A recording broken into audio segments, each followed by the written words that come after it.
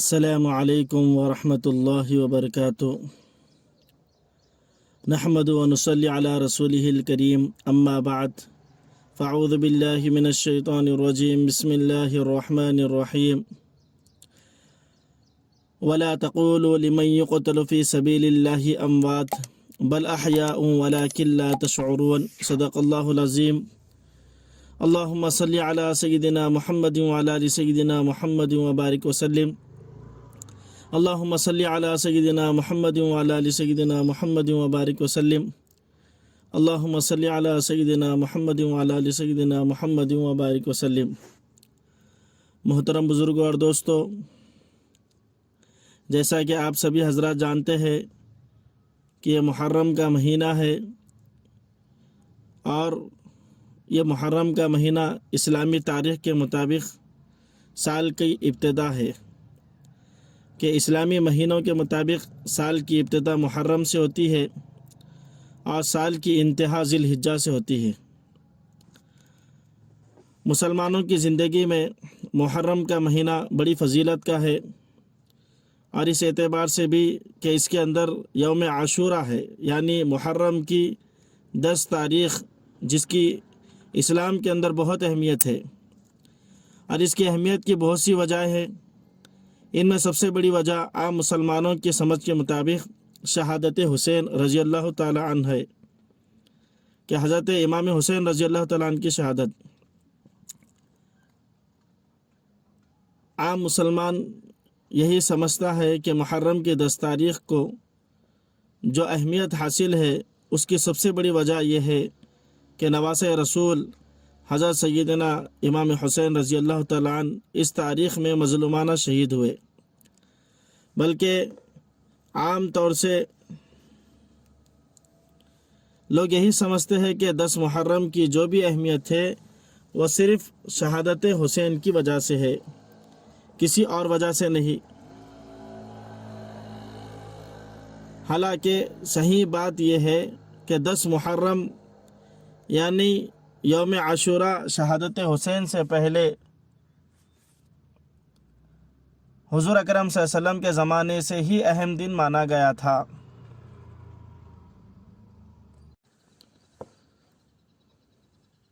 بلکہ یوم عاشورہ کی اہمیت حضور اکرم صلی اللہ علیہ وسلم کی ولادت سے پہلے ہی سے ہے، اور اس کی چند وجہ ہے کہ محرم کے اندر بڑے بڑے واقعات ہوئے ہیں۔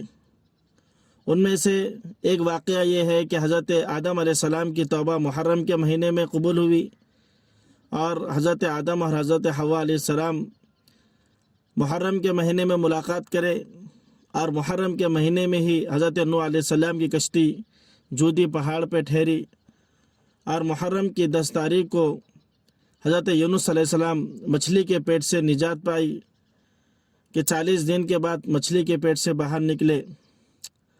اور 10 محرم ہی کو حضرت موسیٰ علیہ السلام اور ان کی قوم کو اللہ تعالیٰ نے فرعون سے نجات دی، اور فرعون کو اللہ تعالیٰ نے 10 محرم ہی کو غرق کیا۔ اور 10 محرم کی ایک عظیم واقعہ یہ بھی ہے کہ اللہ کے نبی صلی اللہ علیہ وسلم نے فرمایا، صحابہ نے پوچھا کہ قیامت کب آئیں گی؟ تو اللہ کے نبی صلی اللہ علیہ وسلم نے قیامت کی نشانی بتائی، لیکن قیامت کب آئیں گی کہا کہ اس کا علم اللہ کے سوا کسی کو نہیں ہے۔ اور فرمایا کہ قیامت 10 محرم کو آئیں گی، جمعے کے دن آئیں گی، لیکن کب آئیں گی اس کا علم نہیں ہے، لیکن 10 محرم یعنی یوم عاشورہ ہی کے دن قیامت آئیں گی۔ فرمایا کہ 10 محرم کی تاریخ ہوں گی اور جمعے کا دن ہوگا۔ اس کے علاوہ یہ بات بھی یاد رکھنا چاہیے کہ حضور اکرم صلی اللہ علیہ وسلم نے احادیث کے اندر 10 محرم کی بڑی فضیلت بیان کی ہے۔ یوم عاشورہ 10 محرم کی تاریخ کا نام ہے، اور اس مہینے کی اسلام میں بہت فضیلت ہے۔ اس مہینے کو حضور اکرم صلی اللہ علیہ وسلم نے شہر اللہ یعنی اللہ کا مہینہ فرمایا۔ ارشاد نبی صلی اللہ علیہ وسلم ہے، رمضان کے بعد سب سے افضل روزہ اللہ کے مہینہ یعنی محرم کا روزہ ہے۔ ہجری سن کے پہلا مہینہ محرم کا ہے۔ اس تاریخ کو قیامت کے آنے کا بھی ہے، یہی یوم عاشورہ ہے جس کے بارے میں حضرت عبداللہ بن عباس رضی اللہ تعالیٰ عنہ فرماتے ہیں کہ میں نے حضور اکرم صلی اللہ علیہ وسلم کو کسی ایسے دن روزے کی فکر میں جس کو دوسرے پر فضیلت دی ہو اتنا زیادہ مبالغہ کرتے ہوئے نہیں دیکھا جتنا کہ عاشورے کے روزے کی فکر کرتے تھے۔ مسلم شریف کی حدیث میں ہے کہ عاشورہ کا روزہ پچھلے 1 سال کے گناہ معاف کرا دیتا ہے۔ یعنی عاشورے کی 10 تاریخ کا روزہ، فرمایا کہ یہی عاشورے کا روزہ ہے جو رمضان کے روزے فرض ہونے سے پہلے مسلمانوں پر فرض تھے، اور یہ روزے کی فضیلت ہے کہ اللہ تعالیٰ 1 سال کے گناہوں کو معاف کر دیتے ہیں۔ مگر جب رمضان کے روزے فرض ہو گئے تو عاشورے کا روزہ نفل بن گیا، جس کا جی چاہے رکھے، جس کا جی نہ چاہے نہ رکھے۔ حضرت جابر رضی اللہ تعالیٰ عنہ فرماتے ہیں کہ رسول اللہ صلی اللہ علیہ وسلم عاشورے کے روزے کا حکم دیتے تھے اور ہم کو اس پر ابھارتے تھے، اور وہ تاریخ آنے پر ہم کو یاد دہانی کراتے تھے۔ پر جب رمضان کے روزے فرض ہو گئے تو حضور اکرم صلی اللہ علیہ وسلم نے نہ ہمیں حکم دیا، نہ ہمیں ابھارا، اور نہ اس کے آنے پر ہمیں دھیان دلایا، یعنی یاد دلایا۔ یعنی رمضان کے روزوں کی فرضیت کے بعد عاشورے کا فرض روزہ نفل بن گیا، اس لیے حضور صلی اللہ علیہ وسلم نے عاشورے کے روزے کا نہ حکم دیا نہ اس کی ترغیب دی۔ حضرت عبداللہ بن عباس رضی اللہ تعالیٰ عنہما فرماتے ہیں کہ جب حضور صلی اللہ علیہ وسلم مدینہ تشریف لائے تو وہاں کے یہودیوں کو دیکھا کہ وہ 10 محرم کا روزہ رکھتے ہیں۔ حضور صلی اللہ علیہ وسلم نے پوچھا یہ کیسا دن ہے کہ تم اس میں روزہ رکھتے ہو؟ یہودیوں نے کہا یہ بہت عظیم دن ہے، اسی دن اللہ تعالیٰ نے موسیٰ علیہ السلام اور ان کی قوم کو فرعون سے نجات دی، اور فرعون اس کے لاؤ لشکر کو اللہ تعالیٰ نے غرق کیا۔ پس حضرت موسیٰ علیہ السلام نے اللہ کا شکر ادا کیا اور شکرانے میں روزہ رکھا، لہٰذا ہم لوگ بھی انہی کی اتباع میں اس تاریخ کو روزہ رکھتے ہیں۔ تو رسول اللہ صلی اللہ علیہ وسلم نے فرمایا ہم تم سے زیادہ حقدار ہے حضرت موسیٰ علیہ السلام کی موافقت میں عاشورے کا روزہ رکھے۔ چنانچہ حضور صلی اللہ علیہ وسلم نے خود بھی روزہ رکھا اور صحابہ کو بھی روزہ رکھنے کا حکم دیا۔ جب حضرت عبداللہ بن عباس رضی اللہ تعالیٰ عنہ کی ایک روایت میں ہے کہ عاشورے کا روزہ یہودی کے علاوہ نصارہ بھی رکھتے ہیں، یہ دونوں فرقے صرف 10 محرم ہی کو روزہ رکھتے تھے، لہٰذا حضور صلی اللہ علیہ وسلم نے ان کی مخالفت کرنے کا حکم دیا کہ ان کی مشابہت نہ ہو، اور فرمایا کہ لئن بقیت لأصومن التاسع، اگر میں اگلے سال زندہ رہا تو 9 محرم کو بھی روزہ رکھوں گا۔ اس لیے حکم دیا کہ جو لوگ عاشورے کا روزہ رکھے وہ صرف 10 تاریخ کا روزہ نہ رکھے، بلکہ 9-10 کا روزہ رکھے یا 10-11 کا روزہ رکھے، یعنی 2 دن لگاتار روزہ رکھے، 9-10 کا روزہ رکھے یا 10-11 کا روزہ رکھے، تاکہ یہود و نصارہ کی مشابہت بھی نہ ہو، کیونکہ اللہ کے نبی صلی اللہ علیہ وسلم کو یہ پسند نہیں تھا کہ یہود و نصارہ کی کسی طریقے سے مشابہت اختیار کرے۔ اس لیے اس کو یاد رکھنا چاہیے کہ 9 اور 10 کو جو ہے روزہ رکھنا چاہیے محرم کا، یا 10 اور 11 کو 2 دن لگاتار روزہ رکھنا چاہیے، اور اس کی فضیلت یہ ہے کہ اللہ تعالیٰ 1 سال کے گناہوں کو معاف فرمائیں گے، اور یہ روزے کی بڑی فضیلت ہے۔ محترم بزرگوں دوستوں، میں نے آپ حضرات کے سامنے جو حدیث بیان کی ہے ان سے یہ سمجھ میں آتا ہے کہ عاشورے کی اہمیت اور فضیلت حضرت امام حسین کی شہادت سے پہلے بھی ہے۔ 10 محرم کو حضرت حسین کا واقعہ پیش آنے سے پہلے ہی حضور صلی اللہ علیہ وسلم کے زمانے میں خود صحابہ روزہ رکھا کرتے تھے۔ اس کے علاوہ حضور صلی اللہ علیہ وسلم سے بھی بہت پہلے حضرت موسیٰ علیہ السلام نے بھی اس دن روزہ رکھا، اور پہلے ہی سے یہود و نصارہ اس تاریخ کو روزہ رکھتے تھے۔ کیونکہ میرے دوستوں بزرگوں، یہود و نصارہ اور دشمنان اسلام اور شریعت کو ختم کرنے والے لوگ یہ ہمارے عقیدے کو باطل کرنا چاہ رہے ہیں کہ محرم کی جو 10 تاریخ ہے اور محرم کا جو مہینہ ہے کہ ہم اس مہینے کے اندر جو کام کرنے کا ہے وہ کام چھوڑ دے کے ہمارے عقیدے کو خراب کرتے ہوئے ہمارے عقیدے کو خراب کرنے کی فکر کر رہے۔ کیونکہ میرے دوستوں، یہ جو فضیلت ہے ہم صرف شہادت حسین کی وجہ سمجھتے ہیں، اس تاریخ کی اہمیت اس واقعے سے جانتے اور پہچانتے ہیں۔ اس لیے اس پس منظر میں کچھ باتیں میں عرض کر دوں۔ بڑے افسوس کی بات ہے کہ حسین کے واقعہ شہادت کی وجہ سے صرف محرم کی 10 تاریخ ہی نہیں بلکہ محرم کا پورا مہینہ غم کا مہینہ سمجھا جانے لگتا ہے۔ لوگ اس مہینے میں نہ شادی بیاہ کرتے ہیں، نہ کوئی اور خوشی کا کام کرتے ہیں، حالانکہ نہ محرم غم کا مہینہ ہے، نہ محرم کی 10 تاریخ غم کی تاریخ ہے۔ میں ایک بات عرض کرنا چاہتا ہوں کہ محرم کا مہینہ غم کا مہینہ اور محرم کی 10 تاریخ غم کی تاریخ کیوں ہے؟ کیا اس کی وجہ ہے؟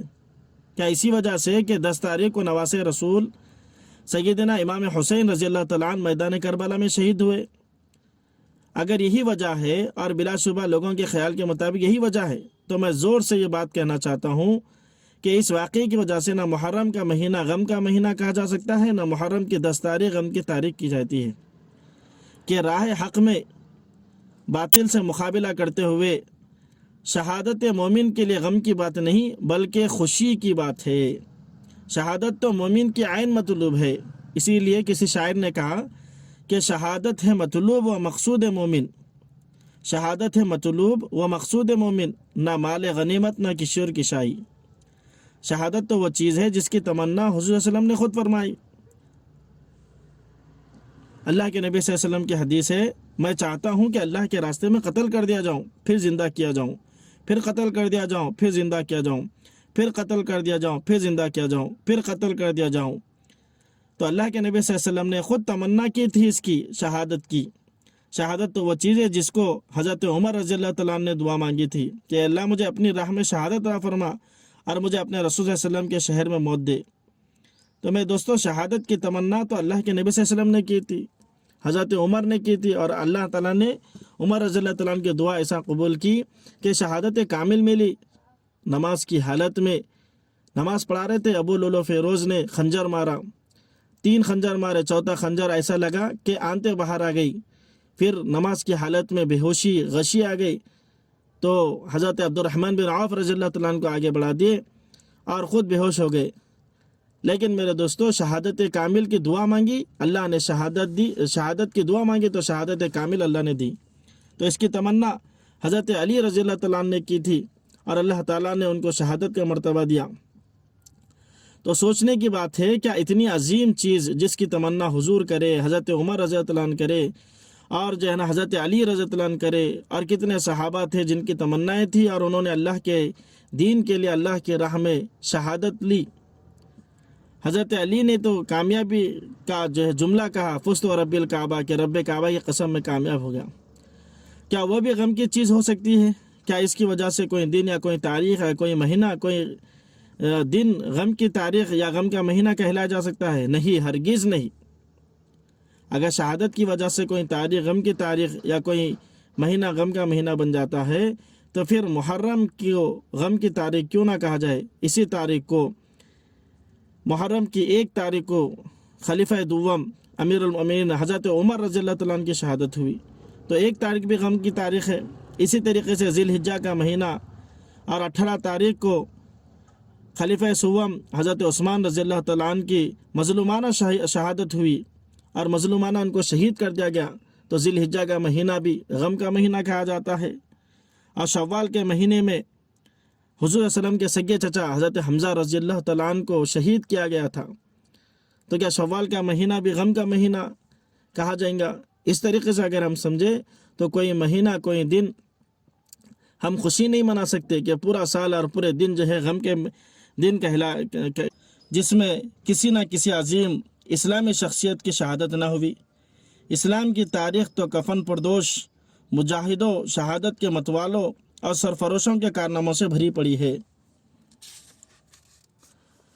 سوچئے، کیا ربیع الاول غم کا مہینہ نہیں ہے کہ اسی ماہ کی 12 تاریخ کو جناب محمد رسول اللہ صلی اللہ علیہ وسلم کی وفات کا حادثہ عظیم پیش آیا، یعنی بڑا حادثہ پیش آیا؟ کیا حضور صلی اللہ علیہ وسلم کی وفات کا واقعہ کسی شہید کی شہادت کے واقعے سے کم غم کی بات ہے؟ پھر آخر کس کا غم منائیں گے؟ کس ماہ و تاریخ کو غم کا مہینہ اور غم کی تاریخ کہیں گے؟ اور کس مہینے و تاریخ میں خوشی کے کام، شادی بیاہ کو روک دیا جائے گا؟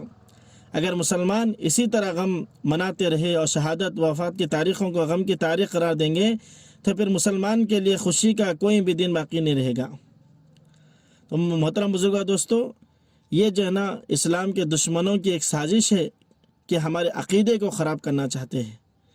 حقیقت یہ ہے کہ شہادت کسی کی ہو غم کی بات نہیں۔ اس کی وجہ یہ ہے کہ کسی مہینے کسی تاریخ کو غم کا مہینہ اور غم کی تاریخ بنا کر خوشی کا ہر کام روک دینا، اسی طرح محرم کی 10 تاریخ کو بھی غم کا مہینہ اور غم کی تاریخ کہنا اور شادی بیاہ کو روک دینا غلطی اور نادانی ہے۔ یہ ہماری اپنی بنائی ہوئی چیز ہے، اسلامی تعلیمات سے اس کا کوئی تعلق اور جوڑ نہیں ہے۔ بعض نادان غم حسین میں تعزیہ مناتے ہیں، ماتم و نوحہ کرتے ہیں اور طرح طرح کی بدعات اور خرافات کرتے ہیں۔ بھلا اسلام میں اس قسم کی چیزوں کی گنجائش کہاں سے نکل سکتی ہے؟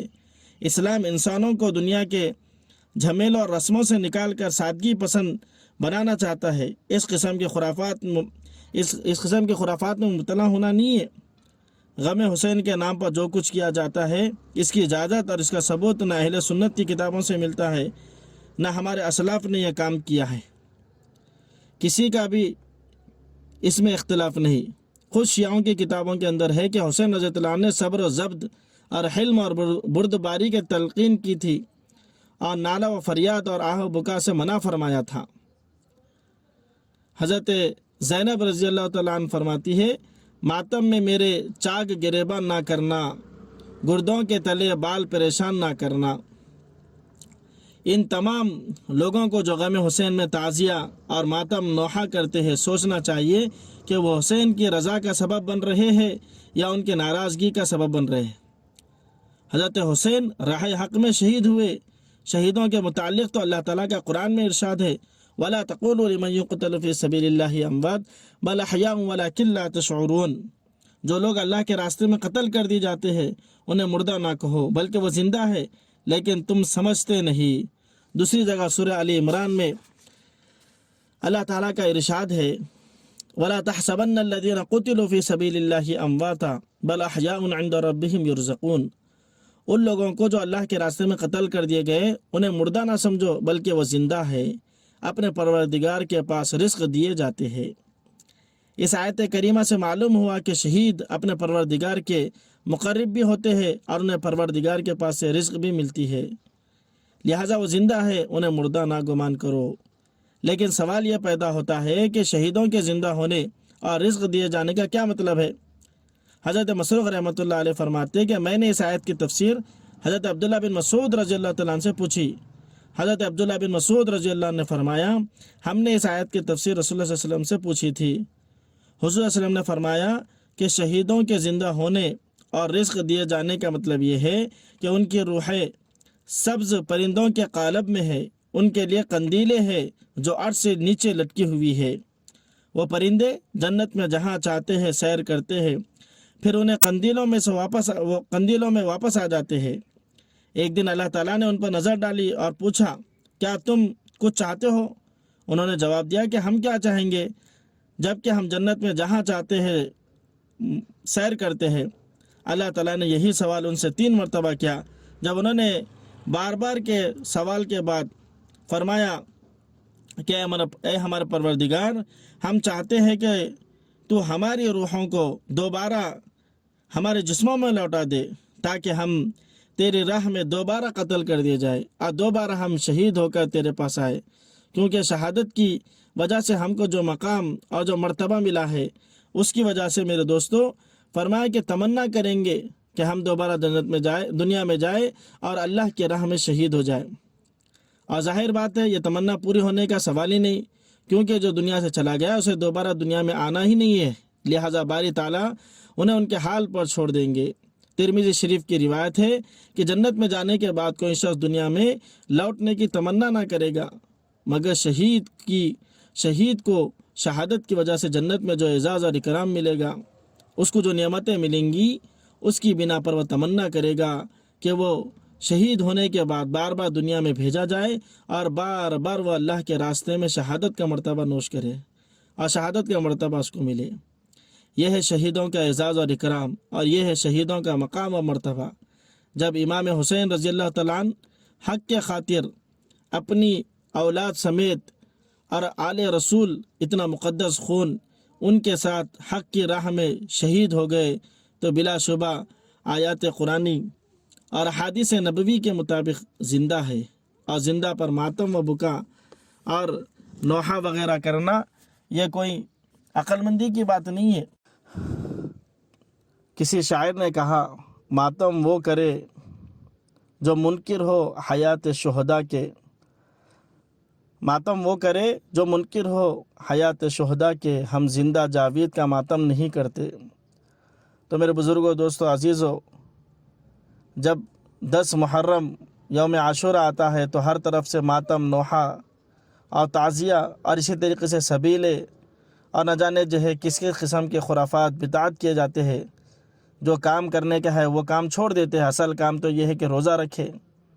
اور پھر یہ محرم کی جو عظیم فضیلت ہے کہ محرم کے مہینے میں اسلامی ابتدا، اس سال کی ابتدا ہے، تو اس میں اللہ سے توبہ کرے، اللہ سے استغفار کرے کہ پچھلی زندگی میں جو ہو گیا اس سے اللہ سے توبہ استغفار کرے اور آئندہ کی زندگی کے عزائم کرے کہ انشاءاللہ جو آئندہ کا سال ہے یہ سال ہم اللہ کی عبادت کے ساتھ اور دین کی محنت کے ساتھ اور اللہ کی اطاعت کے ساتھ زندگی گزاریں گے۔ اس کی نیت ارادے کرے اور یہ باطل عقیدوں سے اپنے آپ کو پاک کرے کہ غم حسین منانا، کہ بھئی ہم تو جو ہے شہید کا غم نہیں مناتے، بلکہ شہید کا مرتبہ تو یہ ہے کہ وہ تو اللہ کے پاس ہے، اللہ ان کو روزی دی جا رہی، اللہ ان کو روزی دے رہا ہے اور وہ اللہ کے پاس زندہ ہے۔ یہ ہمارا عقیدہ ہے، ہمارا ایمان ہے۔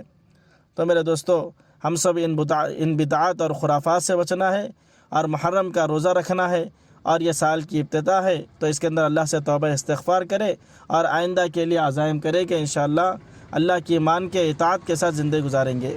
اللہ تعالی ہم سب کو کہنے سننے سے عمل کی توفیق عنایت فرمائے۔ اللہ تعالی ہم سب کو جو پچھلی زندگی میں اللہ کی ناراضگی ہو گئی، اللہ کی نافرمانی ہو گئی، اللہ اپنے فضل سے ہم سب کے گناہوں کو معاف فرمائے، اور آئندہ کی زندگی میں اللہ تعالی ہم کو اطاعت والی زندگی دے، اور یہ آئندہ والا سال تمام پریشانیوں سے، بلائیات سے، حادثات سے اللہ ہم سب کی حفاظت فرمائے۔ آمین۔ وآخر دعوانا الحمدللہ رب العالمین۔